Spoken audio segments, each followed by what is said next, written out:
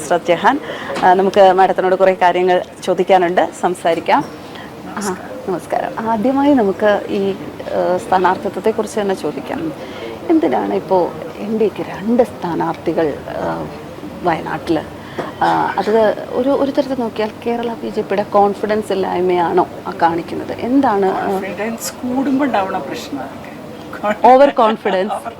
അതിന് over confidence എന്നല്ലേ പറയുന്നത്. നമസ്കാരം. കർമ്മ ന്യൂസ് പ്രേക്ഷകർക്ക് സുപരിചിതമായ ഒരു മുഖമാണ് എന്നോടൊപ്പമുള്ളത്, ശ്രീമതി നുസ്രത്ത് ജഹാൻ. ശ്രീമതി നുസ്രത്ത് ജഹാനെ കുറിച്ച് പറയുകയാണെങ്കിൽ റിപ്പബ്ലിക്കൻ പാർട്ടി ഓഫ് ഇന്ത്യയുടെ ദേശീയ ഉപാധ്യക്ഷയാണ് ശ്രീമതി നുസ്രത്ത് ജഹാൻ. കഴിഞ്ഞ ദിവസം മുതൽ ഒന്നുകൂടി നമ്മൾ സ്പെസിഫിക് ആയിട്ട് പറയുകയാണെങ്കിൽ, മോദി കഴിഞ്ഞാൽ ഒരു താരം മത്സരിക്കുന്ന കേരളത്തിലെ വയനാട് മണ്ഡലം, നമ്മൾ ദേശീയ തലത്തിൽ നോക്കുമ്പോൾ മോദി കഴിഞ്ഞാൽ ഒരു താരം ആയ രാഹുൽ ഗാന്ധി മത്സരിക്കുന്ന വയനാട് മണ്ഡലത്തിൽ NDA സ്ഥാനാർത്ഥിയായി ശ്രീമതി നുസ്രത്ത് ജഹാനെ കഴിഞ്ഞ ദിവസം പ്രഖ്യാപിക്കപ്പെടുകയുണ്ടായി. അങ്ങനെ കൂടി ഒന്നുകൂടി ഒരു താരപദവിയിലേക്ക് ഉയർന്നിരിക്കുകയാണ് ശ്രീമതി നുസ്രത്ത് ജഹാൻ. നമുക്ക് മാഡത്തിനോട് കുറേ കാര്യങ്ങൾ ചോദിക്കാനുണ്ട്, സംസാരിക്കാം. നമസ്കാരം. ആദ്യമായി നമുക്ക് ഈ സ്ഥാനാർത്ഥിത്വത്തെക്കുറിച്ച് തന്നെ ചോദിക്കാം. എന്തിനാണ് ഇപ്പോൾ NDAക്ക് 2 സ്ഥാനാർത്ഥികൾ വയനാട്ടിൽ? അത് ഒരു തരത്തിൽ നോക്കിയാൽ കേരള BJPയുടെ കോൺഫിഡൻസ് ഇല്ലായ്മയാണോ കാണിക്കുന്നത്? എന്താണ് കൂടുമ്പോൾ ഉണ്ടാവുന്ന പ്രശ്നം? Over confidence. അതിന് ഓവർ കോൺഫിഡൻസ് എന്നല്ലേ പറയുന്നത്. കാരണം നാരീശക്തിക്കും മൈനോറിറ്റിക്കും ഇത്രയധികം പ്രയോറിറ്റി കൊടുക്കുന്ന ഒരു മോദി സർക്കാരിന് നമ്മൾ ഇതുപോലുള്ള ആൾക്കാരെ ആണ് കാണിച്ചു കൊടുക്കേണ്ടത്. ആക്ച്വലി അവരിലെ എഗൻസ്റ്റ് വരിക എന്നുള്ളത് തിരിച്ചാണ് നടക്കുന്നത്. പക്ഷെ നമ്മളെ അവരെ എതിർക്കാനൊന്നുമില്ല. നമ്മൾ പിന്നെ NDAയുടെ സഖ്യകക്ഷി തന്നെയാണ്, NDA ആയിട്ട് തന്നെയാണ് മത്സരിക്കുന്നത്. നരേന്ദ്രമോദിക്കൊപ്പം നരേന്ദ്രമോദിയുടെ ആശയങ്ങൾ ഉയർത്തിപ്പിടിച്ച് തന്നെ നമ്മൾ മത്സരത്തിന് ഇറങ്ങുക. കാരണം നമ്മൾ ബൂത്ത് ലെവലിൽ ചെയ്തു വെച്ച വർക്കുകൾ വയനാട്ടിലുണ്ട്. ട്രൈബലില് SC ST ഏരിയ ഒക്കെ ആ ഒരു കോൺഫിഡൻസ് നമുക്കുണ്ട്. പിന്നെ സ്ത്രീകളും കുട്ടികളുടെ ഉന്നമനത്തിനായി എന്ത് ചെയ്യാൻ പറ്റും എന്നുള്ളതാണ് നമ്മൾ പറയാൻ പോണത്. നമ്മൾ നേരിട്ടാ വാഗ്ദാനം കൊടുക്കുന്നത്. ഇത് അവിടെ പറഞ്ഞ് ഇവിടെ പറഞ്ഞ് കൊടുക്കേണ്ട വാഗ്ദാനങ്ങളല്ല.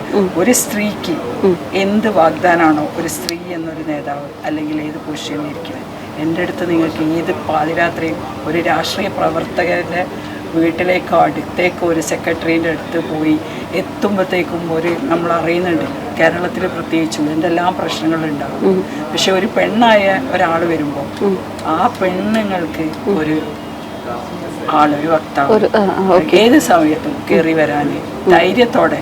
എനിക്ക് വയനാട്ടിലെ അമ്മമാരോട് കുട്ടികളോട് പെൺകുട്ടികളോടും അവരുടെ അച്ഛന്മാരോടും പറയാനുള്ളതാ, ഏത് സമയത്തും സുരക്ഷിതമായി നിങ്ങളെ മക്കളെ എൻ്റെ അടുത്തേക്ക് അയക്കാം, നിങ്ങൾക്കും കയറി വരാം. ഒരുപക്ഷെ അത് നരേന്ദ്രമോദി സർക്കാരിൻ്റെ നാരീശക്തി എന്ന് പറയുന്ന ആ ഒരു പോളിസിയുമായിട്ട് ഇൻഫ്ലുവൻസ് ചെയ്തിട്ടായിരിക്കും ശ്രീമതി നുസ്രത്ത് ജഹാൻ അതിന് കൂടുതൽ ഇമ്പോർട്ടൻസ് കൊടുക്കുന്നത്. അതെ, നരേന്ദ്രമോദി എന്ന് പറഞ്ഞ ഭരണകർത്താവ് വന്നതാണ് ഞാനൊക്കെ ഇങ്ങനെ സംസാരിക്കുന്നത് തന്നെ. കാരണം ആ കോൺഫിഡൻസ് ആണ് എന്നെ പോലെ എനിക്ക് ശബ്ദമില്ലാത്ത കുറച്ച് കാലങ്ങൾ ഉണ്ടായിട്ടുണ്ട്. പക്ഷെ നരേന്ദ്രമോദി പറഞ്ഞ ഒരാൾ ഇന്ത്യക്ക് വന്നു, ഭാരതത്തിൻ്റെ എല്ലാം തിരിച്ചു പിടിക്കുമ്പോൾ ഭാരതത്തിൻ്റെ നാരീശക്തിക്കും അതുപോലെ ഞങ്ങളെ കമ്മ്യൂണിറ്റിയിൽ വന്ന ഒരുപാട് മാറ്റങ്ങളും ആ ഒരു സ്വാതന്ത്ര്യം ഞങ്ങളെ എൻജോയ് ചെയ്യാൻ വേണ്ടിയിട്ടുള്ള മുസ്ലിം സ്ത്രീകളുടെ ഒരുപാട് പ്രശ്നങ്ങൾക്ക് പരിഹാരം കണ്ടതായിരുന്നു മുത്തലാഖ് ബില്ല്. പിന്നെ ബാക്കിയുള്ള കാര്യങ്ങൾ ധൈര്യത്തോടെ ചെയ്യാൻ വേണ്ടിയിട്ട് ഒന്നിനെ പറ്റിയും റിലീജിയൻ എന്ന് പറയുമ്പോൾ ഇവരൊക്കെയാണ് കാസ്റ്റ് സിസ്റ്റം പറയണേ. രാഹുൽ ഗാന്ധിയൊക്കെ ഇപ്പോഴും കാസ്റ്റ് വോട്ടിങ് മറ്റേതും പറഞ്ഞു പോയി. ആരാ കാസ്റ്റിനെ പറ്റി സംസാരിച്ചത്? നരേന്ദ്രമോദി പറഞ്ഞു ഇന്ന ആൾക്കാണെന്ന്. നിങ്ങൾക്ക് ഫ്രീഡം വേണം, മുസ്ലിം സ്ത്രീകൾക്ക് ഫ്രീഡം വേണം, ഹിന്ദു സ്ത്രീകൾക്ക് വേണം, നാരീ ശക്തി എന്നേ പറഞ്ഞിട്ടുള്ളൂ. പിന്നെ നമ്മളാണ് ഏറ്റവും ബുദ്ധിമുട്ട് അനുഭവിച്ചത്. അതുകൊണ്ടാണ് ആ മുത്തലാഖ് പ്രശ്നം വേറൊരു മതത്തിലുള്ളവർക്കും അത്ര ഒരു ബുദ്ധിമുട്ടില്ല. വഴിയിൽ നിന്ന് മൊഴി ചൊല്ലി അയക്കുന്ന സ്വഭാവം ഒരാണുങ്ങൾക്ക് വേറെ സമുദായത്തിൽ നടക്കൂല ചെയ്യാൻ ശ്രമിച്ചാൽ. അപ്പോൾ വയനാട്ടിൽ പ്രചരണത്തിന് ഇറങ്ങുമ്പോൾ വയനാട്ടിലെ സ്ത്രീകൾക്കിടയിൽ മാഡം ഏറ്റവും കൂടുതൽ പ്രൊമോട്ട് ചെയ്യുന്ന പോയിന്റ്സ് ഇതൊക്കെ തന്നെ ആയിരിക്കുമോ? പ്രത്യേകിച്ച് മുസ്ലിം സമുദായത്തിൽപ്പെട്ട സ്ത്രീകൾ അവർക്കുള്ള കോൺഫിഡൻസ് ഉറപ്പാണ് ഞാൻ. കാരണം ഇപ്പോഴും എന്നെ വിളിക്കാറുണ്ട് പല കാര്യങ്ങൾക്കും ഇതുപോലെ. മുസ്ലിം സ്ത്രീകൾക്ക് നല്ല ഏത് സ്ത്രീയും ഒരു സ്ത്രീക്ക് ധൈര്യമായിട്ട് കയറി ചെല്ലാനുള്ളൊരു രാഷ്ട്രീയ നേതാവ്, രാഷ്ട്രീയം ഇല്ലാതെ ഭാരതത്തിൽ ഒന്നും നടക്കില്ല തിരിച്ചറിഞ്ഞ ഞാനൊക്കെ രാഷ്ട്രീയത്തിലെത്തി. അപ്പോൾ അതിൻ്റെ ബുദ്ധിമുട്ട് എന്താ, നമ്മളെ പോലെയുള്ള ആൾക്കാർ വരെ അവിടെ ഈ പടി കയറി കയറി മേലെ എത്തുമ്പോൾ കാണുന്ന കുറേ അവസ്ഥകളുണ്ട്, കൊള്ളരുതായ്മകൾ. അപ്പം അതിലൊക്കെ നമ്മൾ എനിക്ക് പിടിച്ചു നിൽക്കാൻ പറ്റിയാലും ഒരു പെൺകുട്ടിക്കോ ഇന്നത്തെ ലോകത്ത് പിടിച്ചു നിൽക്കാൻ പറ്റുന്നില്ല എന്ന് തന്നെ പറയണം. അവരെ കുറ്റമല്ലല്ലോ, പല സ്റ്റോറികൾ കേൾക്കുമ്പോൾ അവരെ കോൺഫിഡൻസ് ഇല്ലായ്മയോ ചുറ്റുപാടുന്ന് വരുന്ന പ്രശ്നങ്ങളോ ഒക്കെ ആയിരിക്കാം ഒരു പെൺകുട്ടി. ഇപ്പം നിങ്ങൾക്കറിയാലോ, നിങ്ങളുടെ ജോലി സ്ഥലത്ത് നിങ്ങൾ കോൺഫിഡൻസും നിങ്ങൾ ഉണ്ടാക്കുന്ന സ്പേസാണ് നിങ്ങളുടെ സ്പേസ്. അത് ധൈര്യം കൊടുക്കാൻ എത്ര നേതാക്കളുണ്ട് നമ്മുടെ നാട്ടിൽ പറയുന്നത്. ഒരു പെൺകുട്ടിക്ക് നിങ്ങളെ സ്പേസ് എടുത്ത് നിങ്ങൾ സംസാരിക്കും. അതിൻ്റെ ഉദാഹരണമാണ് ഞാൻ. എൻ്റെ സ്പേസ് എടുത്ത് ഞാൻ when you don't have A seat, put a seat there and take that space. ഇത് സ്ഥലം നിങ്ങൾ ഓക്യുപ്പൈ ചെയ്യും. ഈ പറയുന്ന ഈ ഒരു തത്വം വയനാട്ടിൽ പ്രാവർത്തികമാക്കുകയാണ് എങ്കിൽ വയനാട്ടിലെ മാത്രമല്ല കേരളത്തിൽ ഒരുപാട് സ്ത്രീകളൊപ്പം കൊണ്ടുപോകാൻ സാധിക്കുമെന്ന് ശ്രീമതി നുസ്രത്ത് ജഹാൻ കരുതുന്നുണ്ട്. തീർച്ചയായിട്ടും എല്ലാ സ്ത്രീക്കും ഇതൊക്കെ ആഗ്രഹമുണ്ട്. എല്ലാ സ്ത്രീൻ്റെ സ്വപ്നങ്ങളാണ് അവൾക്കൊരു സ്പേസ് കിട്ടുക, സമൂഹത്തിൽ കുടുംബത്തിലൊരു സ്പേസ് കിട്ടുക. അത് പറയാനല്ലേ അതെപ്പോഴാണ് അത് വരുന്നത്? അവരുടെ സ്പേസ് വരണമെങ്കിൽ അവർ ഇൻഡിപെൻഡൻ്റ് ആയിരിക്കണം. അതിനെന്താ വേണ്ടേ? നമ്മൾക്ക് സ്വയം ഒരു ഫിനാൻഷ്യലി ഒരു പെൺകുട്ടിക്ക് മറ്റൊരാളെ ഡിപ്പെൻഡ് ചെയ്യാണ്ട് ജീവിക്കാൻ പറ്റാത്തതുകൊണ്ടാണ് നമ്മളെ നാട്ടിലെ പെണ്ണുങ്ങൾക്കുള്ള പ്രശ്നം. എവിടെ ചെന്നാലും അവരൊരു ആണിൻ്റെ മറവിൽ ജീവിക്കാൻ ശ്രമിക്കുന്ന പെൺകുട്ടികളുണ്ട്.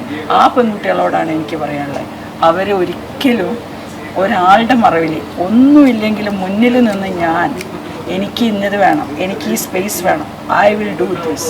അതുതന്നെയാണ് ഞാൻ ഇപ്പോൾ വയനാട്ടിലും ഞാൻ ചെയ്യുന്നത്. I M the candidate.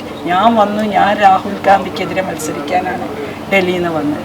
ഭാരതത്തിൻ്റെ കൾച്ചർ തിരിച്ചു പിടിക്കുന്ന നരേന്ദ്രമോദിക്ക് ഒപ്പം നിൽക്കുക. ഭാരതത്തിൽ എന്താണ് സംഭവിക്കുന്നത് അറിയാത്ത ഒരു പ്ലാനറ്റാണ് കേരളം.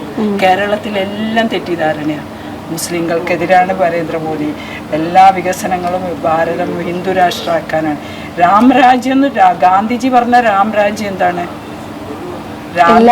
എല്ലാവരും ഒന്നുപോലെയുള്ള ഏറ്റവും നല്ല ധർമ്മത്തിന് മാത്രമാണ് രാമൻ വില കൊടുത്തത്. വേറെ ഒന്നും അദ്ദേഹത്തിന്റെ കയ്യിലുണ്ടായില്ല. രാമലല്ലനെ അങ്ങനെ രാമമന്ത്രത്തിന് അങ്ങനെയല്ലേ വരുന്നത്. ആ രാമരാജ്യം സൃഷ്ടിക്കുക എന്ന് പറഞ്ഞാൽ ഹിന്ദു രാഷ്ട്രം എന്നല്ല, എല്ലാ മനുഷ്യർക്കും. അയോധ്യയിൽ ഞാൻ പോയപ്പോൾ നിങ്ങൾ കണ്ട, ഞാൻ നുസ്രത്ത് ജഹാൻ മുസ്ലിം ഫ്രം കേരള പറഞ്ഞ അവിടെ കയറി. എന്നാരും തടഞ്ഞിട്ടില്ല. ഹിന്ദുവിനും മുസ്ലിമിനും ക്രിസ്ത്യാനിക്കും ജൈനനും സിഖിനും കയറാൻ പറ്റുന്ന ഒരു മന്ദിരമാണ് ആ രാം മന്ദിർ.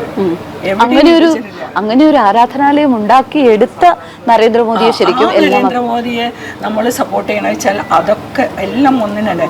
രാഷ്ട്രം ഉണ്ടെങ്കിലേ എനിക്ക് പെണ്ണായി ജീവിക്കാനോ ഇവിടെ വീട് വെക്കാനോ എനിക്ക് റിലീജിയൻ പ്രാക്ടീസ് ചെയ്യാനോ ഒക്കെ ഒരു രാഷ്ട്രം ഉണ്ടായി. രാഷ്ട്രത്തിൽ പ്രശ്നങ്ങളിൽ യുദ്ധങ്ങൾ നടക്കുന്ന രാജ്യങ്ങളിൽ എന്താ സംഭവിക്കുന്നത്? അവർക്ക് ഭക്ഷണം കഴിക്കാൻ സ്വാതന്ത്ര്യമുണ്ടോ? പുറത്തു പോകാൻ സ്വാതന്ത്ര്യമുണ്ടോ? ഉക്രൈനിലൊക്കെ നമ്മൾ കണ്ടല്ലേ, ഭക്ഷണം വാങ്ങാൻ പോകുമ്പോൾ ഓരോ കുഴിയിലൊക്കെ ഒളിച്ചിരിക്കുന്നത്. അപ്പോൾ രാഷ്ട്രത്തിന് സംരക്ഷണം ഇനിയുള്ള കാലത്ത്, ന്യൂക്ലിയറിൻ്റെ കാലത്ത് വരുന്ന സമയത്ത് യുദ്ധം വരുന്നത് എപ്പോഴും കൾച്ചറിൻ്റെ മേലെയായിരിക്കും. അന്ന് ഭാരത സംസ്കാരത്തിന് മാത്രമേ ഉള്ളൂ. അതുകൊണ്ടൊക്കെയാണ് ഇതിലൊക്കെ എത്തിപ്പെട്ടതുകൊണ്ടാണ് ഞാൻ ശരിക്കും എനിക്കല്ലാതെ ഞാൻ ഒരിക്കലും ഒരു രാഷ്ട്രീയത്തിൽ നിന്ന് ഇതിനെ പറയണമെന്ന് വിചാരിച്ചതല്ല. പക്ഷേ നരേന്ദ്രമോദി ചെയ്യുന്ന കാര്യങ്ങളും ഭാരതത്തിൻ്റെ സൗന്ദര്യം, ലോകം മുഴുവൻ സഞ്ചരിച്ച എനിക്ക് ഭാരതത്തിൻ്റെ സൗന്ദര്യം പോലെ ഒന്നിനും തോന്നിയിട്ടില്ല. കാരണം ഫെസ്റ്റിവൽസ്, കളേഴ്സ് ഓഫ് ഫെസ്റ്റിവൽസ് ഹോളിയാണ്. അപ്പോൾ ഡൽഹിയിൽ ഇരിക്കുമ്പോൾ നമുക്കത് കാണാൻ പറ്റും. ഡൽഹി ഒരു ഇന്ദ്രപ്രസ്ഥ പറഞ്ഞ അത് ഇന്ദ്രപ്രസ്ഥം തന്നെയാണ് ഇപ്പോഴും. അതിന് ഭംഗിയിൽ കൊണ്ടു നടക്കാൻ പോലും 75 കൊല്ലത്തെ കാലത്ത് കോൺഗ്രസിന് സാധിച്ചില്ല. എല്ലാ ആഴ്ചയിലും ഞങ്ങൾക്ക് ഫെസ്റ്റിവൽസാണ്.